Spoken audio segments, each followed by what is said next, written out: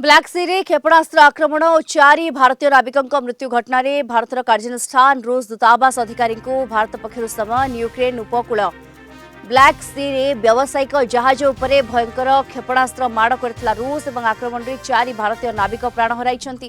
एही मर्मन्तुद घटना परे नयादिल्ली स्थित रशिया दूतावास मुख्य कार्यनिर्वाही को समन करी भारत सरकार निजर कठोर आभिमुख्य जणाइछंती। गत जुलाई 19 संध्यारे गिनी विशाओ पताकाधारी पण्यवाही जहाज एमवी गोल्डेन लियो यूक्रेन ओडेसा बंदर गहम नहीं बाहरुला एवं एही समय प्रचंड आक्रमण होता।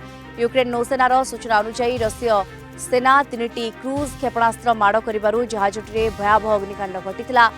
जहाज रे भारतीय सीरिया नागरिक एवं जड़े यूक्रेनीय पायलट को मिसाई मोट 17 जन क्रू सदस्य रही। आक्रमण में मोट 10 जन मृत्यु घटिता बेले मध्य अच्छा 4 जन भारतीय। अन्य जड़े भारतीय नाविक गुरुतर अवस्था हॉस्पिटल रे चिकित्साधीन अच्छा। मृत भारतीय माने हेले केरल अखिल जोयान, गुरप्रीत सिंह भट्ट, जगन सिंह और अभिषेक निषाद। व्यावसायिक वैदेशिक व्यापार मंत्रालय यही आक्रमण को दृढ़ निंदा करिछि एवं कहिछि व्यावसायिक जहाज और निरीह बेसामरिक नाविकों को लक्ष्य करी आक्रमण करने अत्यंत निंदनीय, यह ग्रहणीय नुहे। मृतकों परिवार प्रति समवेदना जणाइबा सहित यूक्रेन स्थित भारतीय दूतावास समस्त प्रकार सहायता जोगाई देउथबा मंत्रालय स्पष्ट करिछि।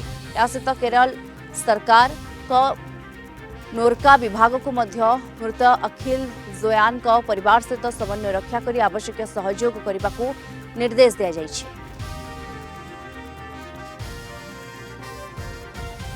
अधिक आलोचना करने संपर्क में अधिक सूचना पाई मो सहयोगी तथा कलिंग टीवी प्रतिनिधि राधाश्याम मिश्र आम सहित जोड़ी होती। राधाश्याम, रूस दूतावास को अधिकारी को वर्तमान समन करा जाइछि। गोटे रशिया को भारतर कड़ा वार्ता वर्तमान स्थिति रे कुहा जाई पारे। दीप्ति, वर्तमान जो 4 जन नाविक भारतीय नाविक प्राण हराइले से वर्तमान भारतर दूता वैदेशिक व्यापार मंत्रालय कड़ा प्रतिक्रिया प्रकाश कला। यह सहित समन करिछि रूस दूतावास राष्ट्रदूतों को। यह सहित यूक्रेन एवं पोलैंड रे थिबा जो भारतीय दूतावास स्थानीय प्रशासन सहित मिसी मृत नाविकंकर परिचय हासिल करिछि एवं समस्त एमानकर परिचय होछि जे जेमिति आपण कहिले जणे 2 मास पर बाहाघर होता। वर्तमान मृत्यु घटी एवं यहाँ अत्यंत निंदनीय कार्य करते। 4 भारतीय अच्छा 6 जन सीरियार नागरिक अच्छा, जड़े यूक्रेन पायलट अच्छा। पाखापाखि 11 जन प्राण हराई आक्रमण में एवं रुषिया यूक्रेन युद्ध आरंभ होगा पर भारतीय नाविक मान जो प्राण हराइले ये हूँ सबुठ बड़ घटना। एवं जितेबाला कि भारत यहाँ कड़ा भाषा निंदा कला एवं ए समय युद्ध समय ए सबू दूरे रहा उचित। कारण हूँ कौन साधारण नागरिक कर्मचारी जीवन को विपद में पकाइबा कौन देश गोटे निंदनीय कार्य, जेहेतु ये कौन युद्ध सहित कौन देशर आभ्यंतरीण व्यापार सहित मान संपृक्ति न थाए। किंतु वर्तमान एमानकर प्रयास होछि जे केमिति सेमानकर मृतदेह को अणाई पारिबो ताकू नहीं वर्तमान सरकार कौन प्रक्रिया आरंभ करुछंती।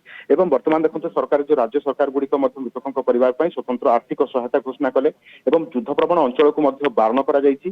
भारत सरकार समस्त नाविक एवं शिपिंग एजेंसी गुड़िक जो ब्लैक सी अच्छी एवं आखपाख यूक्रेन युद्ध जोन अच्छी सेठी को न जावाई आडवाइजरी जारी करा जायछि। यह सहित अंतर्जातीय सामुद्रिक संगठन जो आईएमओ अच्छी सेठी दाबी करा जायछि जे युद्ध समय कौन साधारण जो मालवाही जहाज अच्छी से नाविक मानकू जदि सुरक्षा मिलिबो ताहले जिबे नहले सेतु विरत रहिबो एथिरे कुहा जायछि।